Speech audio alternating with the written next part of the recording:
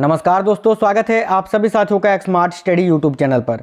साथियों, आज है 4 मई 2023 और आज एसएससी एमटीएस का पेपर था और पहले शिफ्ट में पेपर हो चुका है। पहले शिफ्ट में जो क्वेश्चन पूछे गए हैं उन क्वेश्चनों को देखेंगे विद आंसर के साथ। 100% रियल क्वेश्चन है साथियों वीडियो में, हमेशा की तरह, तो कंप्लीट जरूर देखना। जो आज पेपर देकर आए हैं सारे क्वेश्चन आपको मिल जाएंगे। जीके जीएस के तो सारे ही क्वेश्चन है, आप लोग अंत तक जरूर देखना, एक भी क्वेश्चन को स्किप नहीं करना है। और साथियों, जिनका पेपर अभी आने वाले दिनों में है वो तो जरूर देखिए, क्योंकि बहुत सारे क्वेश्चन जो हैं वो रिपीट होने वाले हैं। साथियों, एक चीज और, जो साथी लोग आज पेपर देकर आए हैं, अगर आपको कोई भी क्वेश्चन याद है तो वीडियो के नीचे कमेंट बॉक्स में कमेंट कर दीजिए, ताकि वो क्वेश्चन में ऐड करके अगले वीडियो में बता सकूं। और देखिए, जिनका पेपर अभी आने वाले दिनों में है, आपका पेपर कब है और किस दिन है, ये भी आप हमें कमेंट कर देना इस वीडियो में। चलिए तो शुरू करते हैं, देखते हैं आज कौन कौन से क्वेश्चन पूछे गए हैं पहले शिफ्ट में। तो सभी साथी वीडियो को लाइक कर दीजिए, क्योंकि साथियों आपके एक लाइक से हमें मोटिवेशन मिलता है। अपने सभी दोस्तों के साथ वीडियो को जरूर शेयर करिएगा और नए साथी जितने भी हैं चैनल को सब्सक्राइब करके बेल आइकन को ऑन कर लेना, इससे आपको सारी क्लासेस की नोटिफिकेशन आएगी। तो देखिए, बारीकी से सारे क्वेश्चंस देखेंगे। पहला क्वेश्चन जो आज जीके जीएस में से पूछा गया था कि कवास थर्मल पावर प्लांट ये कहाँ है। तो साथियों, सेक्शन बी वाला जो आपका मेरिट वाला सेक्शन है, जिसमें आपका मेरिट बनेगा, उसमें आपका इंग्लिश और जीके जीएस के क्वेश्चंस पूछे जा रहे हैं। जीके जीएस के क्वेश्चंस में से एक क्वेश्चन था कवास थर्मल पावर प्लांट कहाँ है। तो देखिएगा, इसका राइट आंसर हो जाता गुजरात में, क्योंकि साथियों कवास थर्मल पावर प्लांट जो है ये गुजरात राज्य में स्थित है। आगे एक क्वेश्चन आपसे पूछा गया था कि जल को शुद्ध करने के लिए किसका उपयोग किया जाता है। तो देखिए, जल के शुद्धिकरण में क्लोरीन का प्रयोग किया जाता है। तो इस क्वेश्चन का राइट आंसर आपका हो जाता क्लोरीन। याद रखिएगा, क्लोरीन इस क्वेश्चन का राइट आंसर हो जाता। आगे आपसे क्वेश्चन पूछा गया था खेलो इंडिया यूथ गेम्स का 5वां संस्करण कहां पर आयोजित हुआ था। तो देखिए, खेलो इंडिया यूथ गेम्स का 5वें संस्करण की अगर बात करें तो साथियों ये मध्य प्रदेश में आयोजित हुआ था। और आपको ध्यान में रखना है, मध्य प्रदेश के 8 शहरों में इसका आयोजन हुआ था। देखिए, एसएससी सीएचएसएल का जो पेपर हुआ था उसमें आपसे ये पूछा गया था कि खेलो इंडिया यूथ गेम्स का 5वां संस्करण मध्य प्रदेश के कितने शहरों में आयोजित हुआ था। ठीक है, इसीलिए मैंने ये यहाँ पर लिख दिया है। आपको याद रखना है, मध्य प्रदेश के 8 शहरों में इसका आयोजन हुआ था। ठीक है, चलिए आगे आपसे एक क्वेश्चन पूछा गया था कि उगादि कब मनाया जाता है, या उगादि महोत्सव किस उपलक्ष्य में मनाया जाता है। तो साथियों, उगादि ये जो है हिंदू नव वर्ष पर, हिंदी नव वर्ष पर मनाया जाता है, यानी मार्च महीने में। जिस टाइम देखिए, हिंदी कैलेंडर के अनुसार जो पहला महीना होता है वो होता है चैत्र महीना, और साथियों वो जो है आपका मार्च महीने में आता है। ठीक है, याद रखिएगा। तो उगादि जो है ये हिंदी नव वर्ष पर मनाया जाता है, यानी मार्च महीने में ये मनाया जाता है, आपको याद रखना है। अगला क्वेश्चन एक पूछा गया था 2011 के जनगणना के अनुसार नगरीय जनसंख्या का प्रतिशत कितना है। यानी 2011 में जो 15वीं जनगणना हुआ था उसके अनुसार जो लोग नगरों में निवास करते हैं उन लोगों का जनसंख्या कितना है। तो देखिए, सिंपल सा क्वेश्चन था, इस क्वेश्चन का राइट आंसर हो जाता 31.2%। क्योंकि साथियों देखिए, 2011 की जनगणना के अनुसार देखें अगर, तो नगरीय जो कुल जनसंख्या है वो है 31.2%। और देखिए, ग्रामीण जनसंख्या का परसेंटेज बस 100%, कोई भी चीज़ 100% होता है ना, तो 100% में 31.2 को आप घटा दीजिए, कितना बचेगा 68.8%। ठीक है, तो याद रखना, आने वाले शिफ्ट में अगर आपसे ये पूछे कि 2011 के जनगणना के अनुसार ग्रामीण जनसंख्या का प्रतिशत कितना है, तो राइट आंसर हो जाएगा 68.8%। चलिए, क्लियर है। वीडियो को लाइक जरूर करते चलना साथियों, क्योंकि आपके एक लाइक से हमें मोटिवेशन मिलता है। आगे देखते हैं, अगला क्वेश्चन पूछा गया है निर्मला सीतारामन जो कि अभी भारत की वित्त मंत्री हैं, ठीक है, फाइनेंस मिनिस्टर ऑफ इंडिया। तो देखिए, निर्मला सीतारामन ने 2022 में कौन सा पोर्टल लॉन्च किया है। क्वेश्चन बहुत ही इंपॉर्टेंट था, 2022 के करंट अफेयर्स से क्वेश्चन आपसे पूछ लिया गया था आज। तो याद रखिएगा, निर्मला सीतारामन ने 2022 में भारत विद्या नामक पोर्टल को लॉन्च किया था।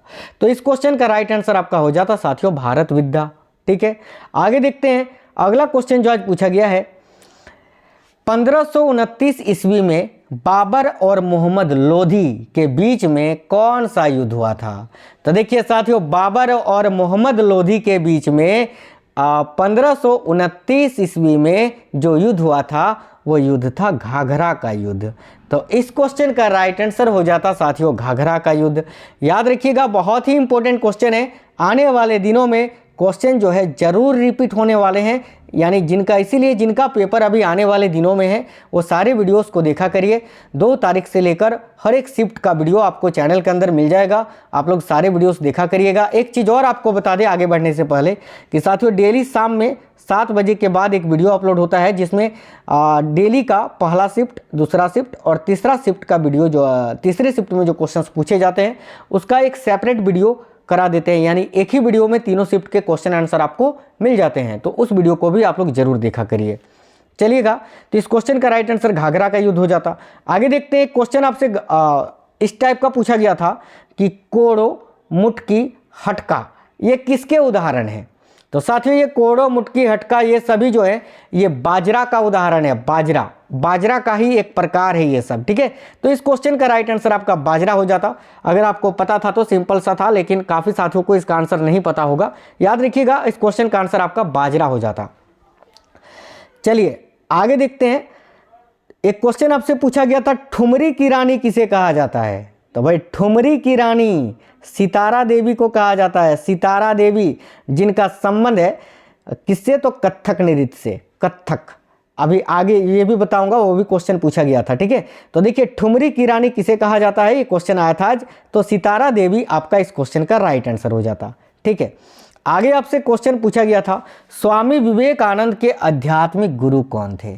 तो साथियों स्वामी विवेकानंद जी के आध्यात्मिक गुरु कौन थे? तो राइट आंसर हो जाता आपका रामकृष्ण परमहंस। रामकृष्ण परमहंस आपका इस क्वेश्चन का राइट आंसर हो जाता साथियों, ठीक है। रामकृष्ण परमहंस से रिलेटेड और भी क्वेश्चन आपसे पूछा जा सकता है, जैसे कि शारदा देवी, ठीक है। शारदा देवी किनकी पत्नी थी? तो रामकृष्ण परमहंस की। इसके अलावा साथियों स्वामी विवेकानंद जी के बचपन का नाम क्या था? तो नरेंद्र नाथ दत्त, है ना। याद रखिएगा, स्वामी विवेकानंद जी ने धार्मिक जो शिकागो में जो धर्म संगठन हुआ था उसमें कब उन्होंने भाग लिया था? तो याद रखिएगा 1893 में। ये सब क्वेश्चन जो है स्वामी विवेकानंद से रिलेटेड जो पूछा जाता है। आगे क्वेश्चन पूछा गया था, प्रधानमंत्री ग्रामोदय योजना किस वर्ष लागू किया गया था, या प्रधानमंत्री ग्रामोदय योजना किस वर्ष शुरू किया गया था? तो साथियों इस क्वेश्चन का राइट आंसर हो जाता सन 2000 में। एक क्वेश्चन आपसे ये भी पूछा गया था साथियों, ठीक है, कि कैबिनेट मिशन योजना भारत में कब आया था? तो इसका राइट आंसर हो जाता 1946 में, ठीक है। चलिए आगे आपसे क्वेश्चन पूछा गया था कि किस ग्रह को पृथ्वी की जुड़वा बहन कहा जाता है? तो ये तो बिल्कुल हलवा वाला क्वेश्चन था, बिल्कुल सिंपल क्वेश्चन था। आई होप आप सभी ने इस क्वेश्चन को बिल्कुल धूल चटा दिया होगा। तो देखिए किस ग्रह को पृथ्वी की जुड़वा बहन कहा जाता है? तो राइट आंसर हो जाता शुक्र। शुक्र ग्रह को सौंदर्य का देव, सुबह और शाम का तारा भी कहा जाता है, आपको याद रखना है। देखिए ये क्वेश्चन भी आ गया, सितारा देवी का संबंध किस नृत्य शैली से है? तो देखिए सितारा देवी का संबंध जो है वो साथियों कथक नृत्य शैली से है। तो कथक आपका इस क्वेश्चन का राइट आंसर हो जाता। कथक जो कि उत्तर भारत का लोक नृत्य है, और सितारा देवी जिनको ठुमरी की रानी कहा जाता है। क्या कहा जाता है? ठुमरी की रानी। चलिए आगे क्वेश्चन आपसे पूछा गया था, देखिएगा, द्वैध शासन किस अधिनियम के तहत लागू हुआ था? अगर आपसे ऐसा पूछा था कि द्वैध शासन किस अधिनियम के तहत लागू हुआ था, तो आपका राइट आंसर हो जाता साथियों भारत शासन अधिनियम 1919। 1919 आपका इस क्वेश्चन का राइट आंसर हो जाता। और अगर आपसे ऐसा पूछा था कि द्वैध शासन अधिनियम किसके शासन काल में पारित हुआ था, तो फिर आपका राइट आंसर हो जाता मॉन्टेग्यू चेम्सफोर्ड, ठीक है, मॉन्टेग्यू चेम्सफोर्ड के शासनकाल में। चलिए आगे देखते हैं अगला क्वेश्चन क्या है। तो एक बहुत ही सिंपल क्वेश्चन आपसे पूछा गया है कि संगमरमर का रासायनिक सूत्र क्या होता है? बिल्कुल हलवा वाला क्वेश्चन पूछ लिया है ना। तो देखिए संगमरमर का रासायनिक सूत्र होता है CaCO3, और संगमरमर का रासायनिक नाम अगर पूछा था तो रासायनिक नाम होता है कैल्शियम कार्बोनेट, याद रखना है, ठीक है। चलिए आगे देखते हैं।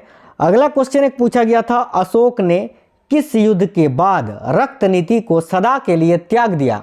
तो साथियों देखिएगा अशोक ने कलिंग का युद्ध जो कि 261 ईसा पूर्व में हुआ था, ठीक है, 261 ईसा पूर्व में कलिंग का युद्ध हुआ था, जिसमें अशोक ने युद्ध नीति को सदा के लिए त्याग दिया था और बुद्ध धर्म के अनुयायी बन गए थे, यानी बौद्ध धर्म को अपना लिया था।